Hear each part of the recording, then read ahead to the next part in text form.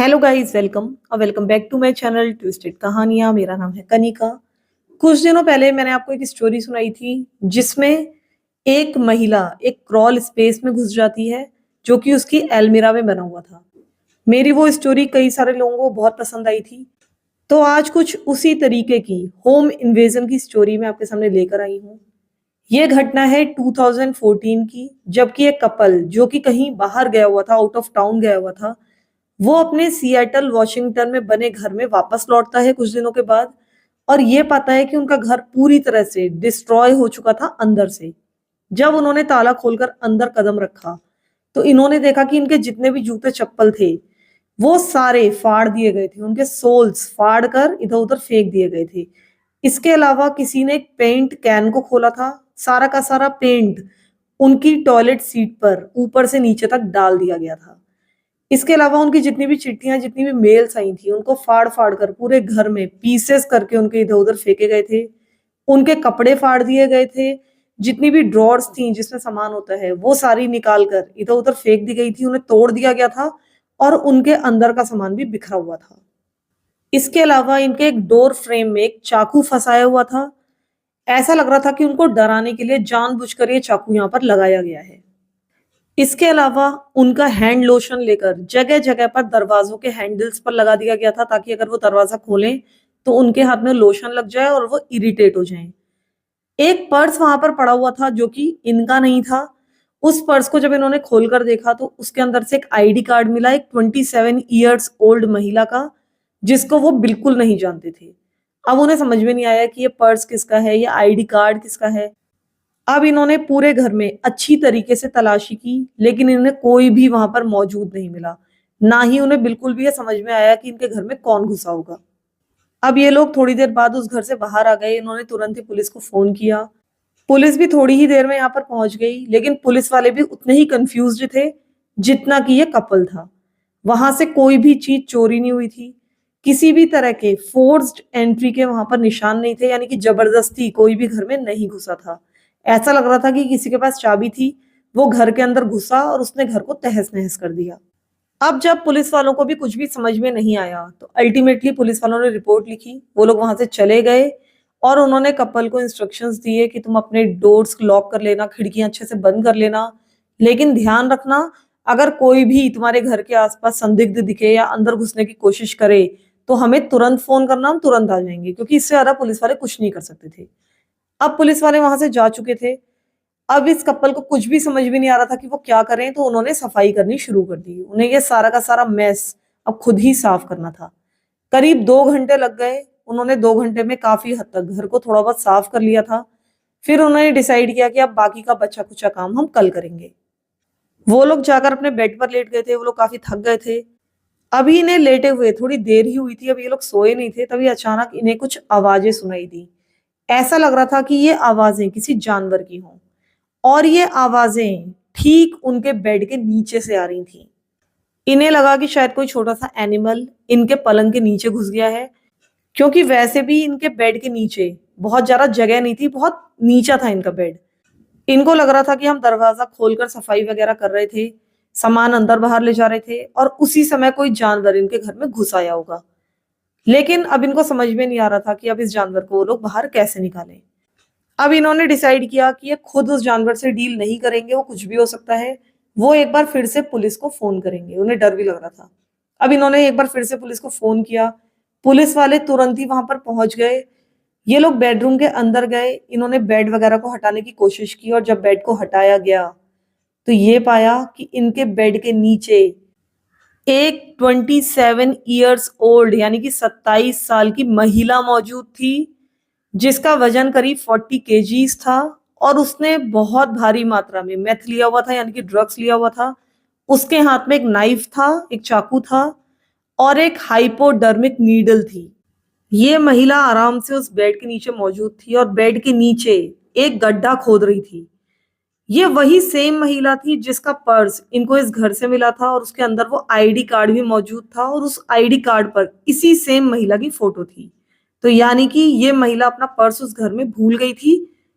जब वो बेड में छुपने गई होगी तो अपना पर्स ले जाना भूल गई थी।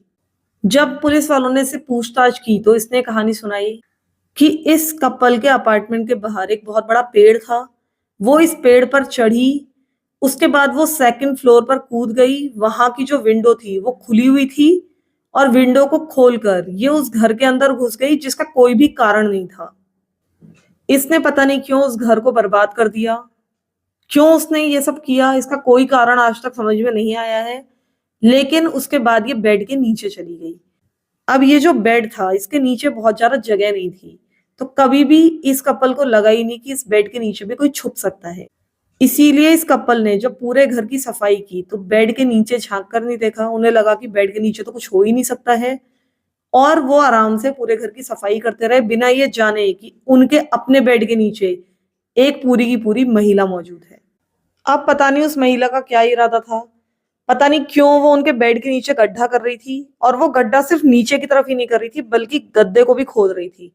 और उसके हाथ में सुई भी थी। हो सकता है कि उसका आगे कोई इरादा हो कि जब ये लोग सो जाएं वो उनके साथ कुछ करने वाली हो। लेकिन सिर्फ उनकी किस्मत अच्छी थी कि उन्हें कुछ आवाजें आ गई और वो लोग बच गए, नहीं तो वो महिला उनके साथ कुछ भी कर सकती थी। ये स्टोरी तो यहीं पर खत्म होती है, लेकिन मुझे ऐसा लगता है कि ये स्टोरी क्योंकि काफी छोटी हो गई, इसलिए मैं आप लोगों को एक स्टोरी और सुना देती हूँ।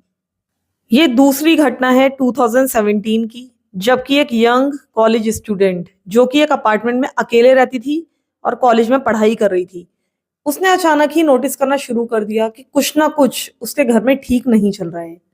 एक सुबह वो उठी, अपना फ्रिज खोलने के लिए गई, उसे कुछ खाना खाना था।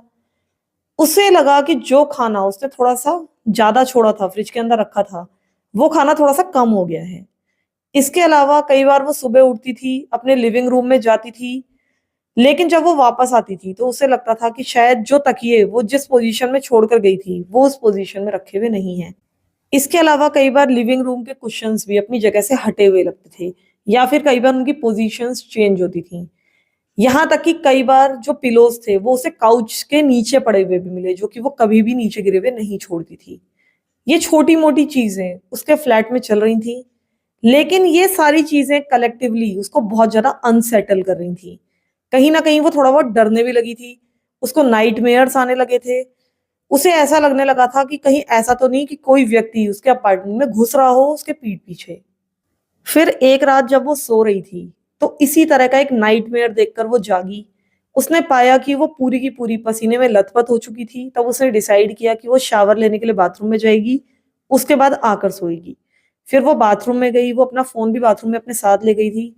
वो शावर कर्टन के बाहर या शावर डोर के बाहर अपने फोन को रख दिया करती थी, उसमें म्यूजिक चलाकर। जब वो शावर लेती थी तो वो म्यूजिक वगैरह सुनती रहती थी।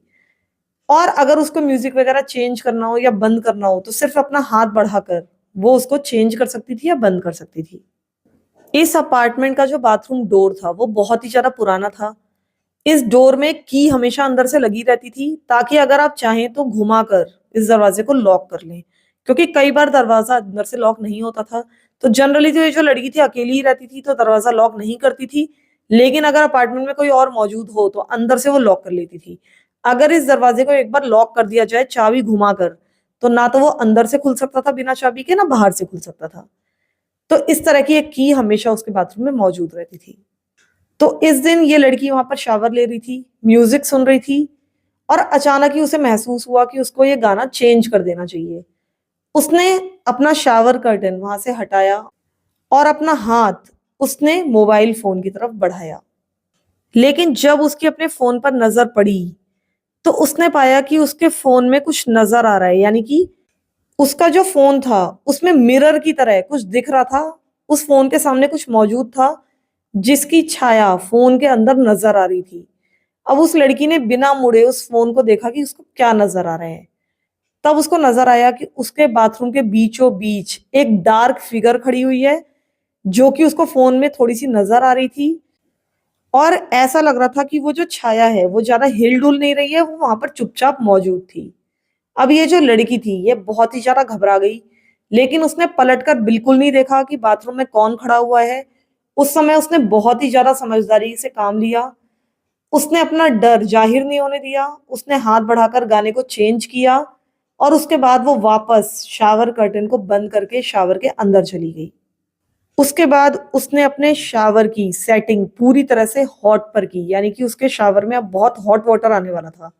लेकिन फिलहाल उसने शावर बंद कर लिया था।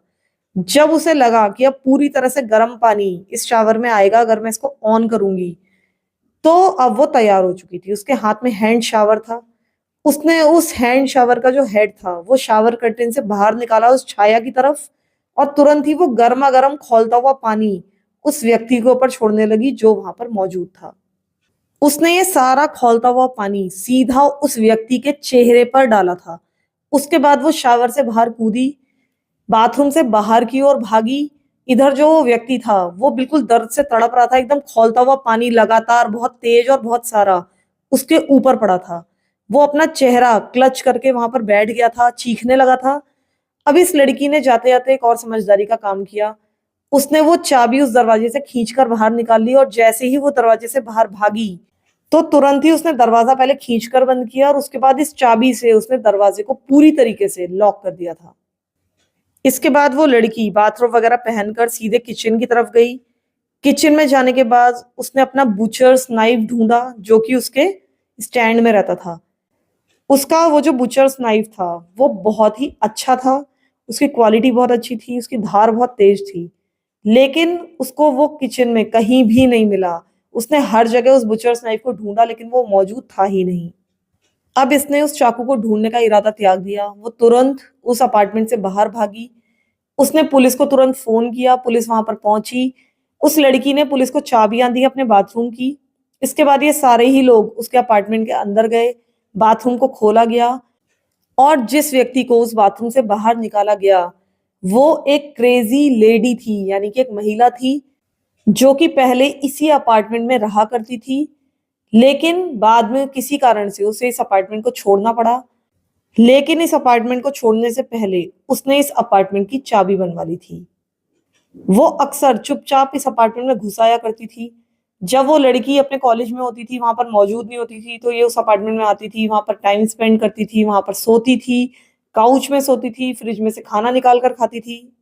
कई बार तो वो लड़की अपने अपार्टमेंट में मौजूद होती थी जब ये महिला उस अपार्टमेंट में रात को घुस आती थी। जब वो देखती थी कि बेडरूम की लाइट बंद हो गई है, लड़की सो गई है, तो ये चुपचाप अंदर घुसती थी और बाहर काउच में सोई रहती थी। और फिर सुबह के टाइम उस लड़की के उठने से पहले ये महिला वहां से चली जाती थी। पुलिस वालों ने पाया कि वो जो उस लड़की का बुचर्स नाइफ था वो उस महिला के पास था। उस दिन उस महिला की हिम्मत इतनी बढ़ गई थी कि वो उस लड़की के बाथरूम में घुस गई थी, जबकि उसे अच्छी तरीके से पता था कि वो लड़की अंदर मौजूद है, और वो महिला उस दिन चाकू लेकर गई थी। तो यही माना जा रहा है कि उस दिन वो उस लड़की की हत्या करने वाली थी और अपने अपार्टमेंट को शायद वो वापस हासिल करना चाहती थी। शायद वो महिला अपना मानसिक संतुलन खो बैठी थी। उसे ऐसा लग रहा था कि अगर इस लड़की को मैं मार दूंगी तो ये अपार्टमेंट मुझे वापस मिल जाएगा। उसने ये नहीं सोचा कि इस लड़की के मारे जाने के बाद क्या कॉन्सिक्वेंसेस होंगे, उसे लोग ढूंढेंगे, लोग अपार्टमेंट में आएंगे, मैं पकड़ी जाऊंगी। शायद उसने इतना कुछ सोचा ही नहीं था। वो सीधा उस बाथरूम में घुस गई थी। उस लड़की को मारकर वो उस अपार्टमेंट में एक टेम्परेरी कब्जा करना चाहती थी। तो ये है मेरी आज की 2 स्टोरीज। आप लोग प्लीज मुझे बताइएगा कि मेरी ये दोनों ही स्टोरीज आपको कैसी लगी। कुछ लोग मुझे कहते हैं कि मुझे शॉर्ट में स्टोरीज बनानी चाहिए, तो मुझे लगता है कि आज ऐसे लोगों को मेरी स्टोरीज बहुत पसंद आई होगी, क्योंकि मेरी स्टोरीज काफी शॉर्ट थी। दोनों ही मैंने फटाफट आप लोगों को सुना दी बिना किसी बैकग्राउंड के। इन स्टोरीज के बारे में ज्यादा बैकग्राउंड मुझे पता भी नहीं था, बहुत ज्यादा जानकारी भी नहीं थी। कई सारे लोग अपनी आइडेंटिटी रिवील नहीं करते हैं, सिर्फ अपनी स्टोरीज शेयर करते हैं। तो कुछ इसी तरीके की ये स्टोरी थी। आप लोग मुझे बताइए कि दोनों ही स्टोरीज आपको कैसी लगी, कमेंट जरूर कीजिएगा। जाने से पहले वीडियो को प्लीज जरूर लाइक कर दीजिएगा। Thank you so much for listening to my stories. Thank you so much.